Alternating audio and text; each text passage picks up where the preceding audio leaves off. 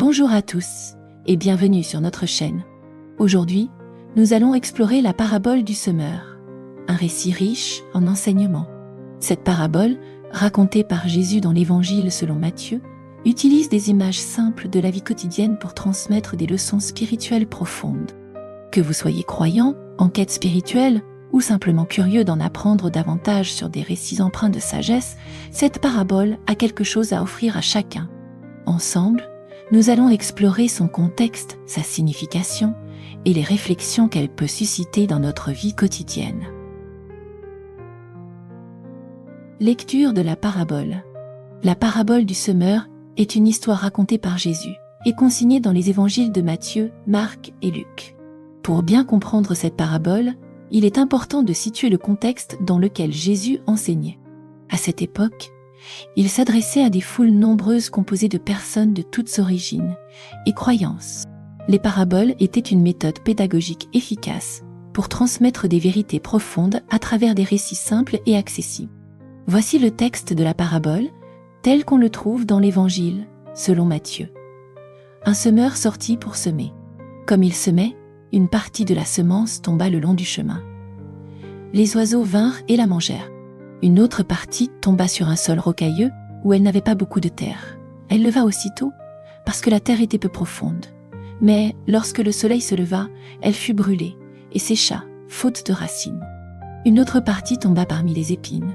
Les épines montèrent et l'étouffèrent. Une autre partie tomba dans la bonne terre. Elle donna du fruit. Un grain en rapporta 100, un autre 60, un autre 30. Que celui qui a des oreilles pour entendre, entende. Explication et analyse du texte. Jésus utilise ici une image simple et familière à son audience. Un semeur jetant des graines dans différents types de sols. Chaque type de sol représente une manière différente de recevoir et de réagir au message divin. Analysons chaque type de sol en détail. Le premier, le long du chemin. La première catégorie de graines tombe le long du chemin. Elles sont rapidement mangées par les oiseaux. Cela représente les personnes qui entendent le message, mais ne le comprennent pas. Le message est vite oublié ou écarté. Dans nos vies modernes, cela peut être comparé à des informations importantes ou des idées nouvelles que nous entendons, mais que nous rejetons ou ignorons sans leur donner une chance. Pourquoi cela arrive-t-il ? Peut-être sommes-nous distraits, sceptiques ou simplement pas réceptifs au moment où nous les recevons. Ce premier type de sol nous rappelle l'importance de l'ouverture d'esprit et de la vigilance face aux idées et aux messages qui nous entourent. Le second, le sol rocailleux. Ensuite, nous avons les graines qui tombent sur un sol rocailleux. Elles germent rapidement, mais, faute de racines profondes, elles se dessèchent dès que le soleil devient trop chaud. Ici, Jésus parle de ceux qui reçoivent le message avec enthousiasme, mais qui, face aux difficultés ou aux épreuves, abandonnent rapidement. Ce type de sol reflète une superficialité dans notre engagement et notre persévérance.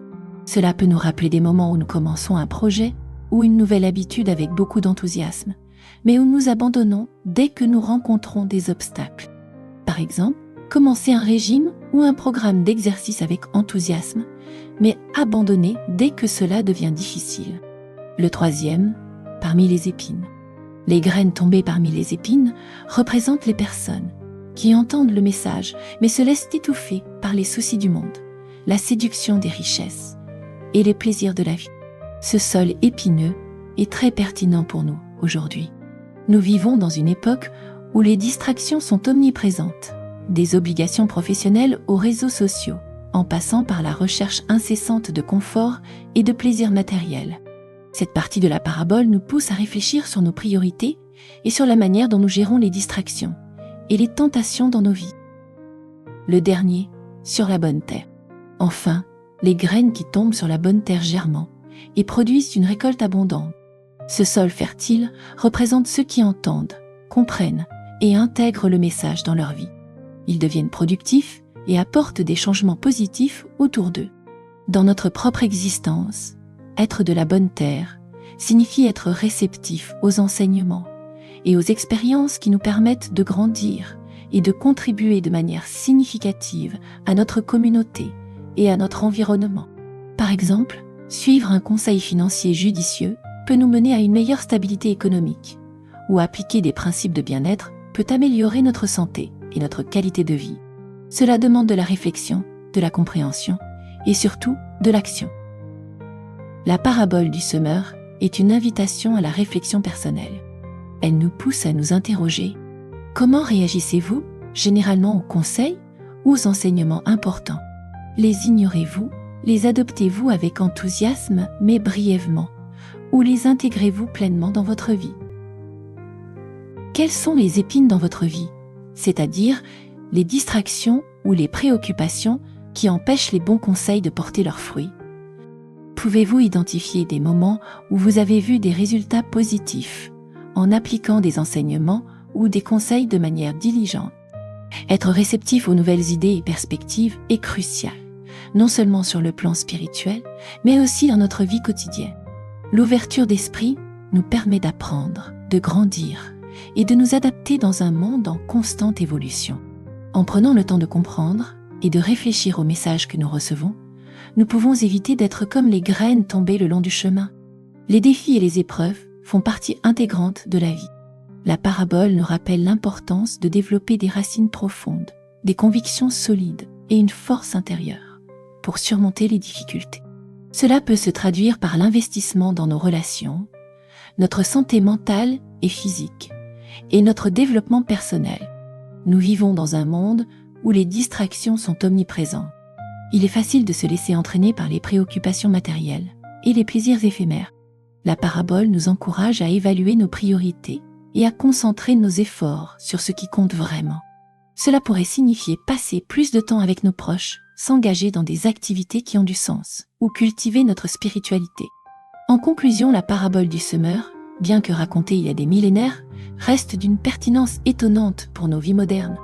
Elle nous invite à réfléchir sur notre propre réceptivité aux messages qui nous entourent, qu'ils soient spirituels, émotionnels ou intellectuels. Elle nous challenge à devenir de la bonne terre, à cultiver notre esprit, notre cœur et notre âme, pour devenir des individus plus conscients, empathiques et actifs dans nos communautés. Peu importe vos croyances, nous pouvons tous tirer des leçons de cette histoire ancienne, qui encore aujourd'hui résonne avec nos vies modernes. Merci d'avoir suivi cette exploration de la parabole du semeur. Partagez vos réflexions dans les commentaires. Et si cette vidéo vous a inspiré, n'hésitez pas à la liker et à vous abonner pour plus de contenu. Belle journée à tous!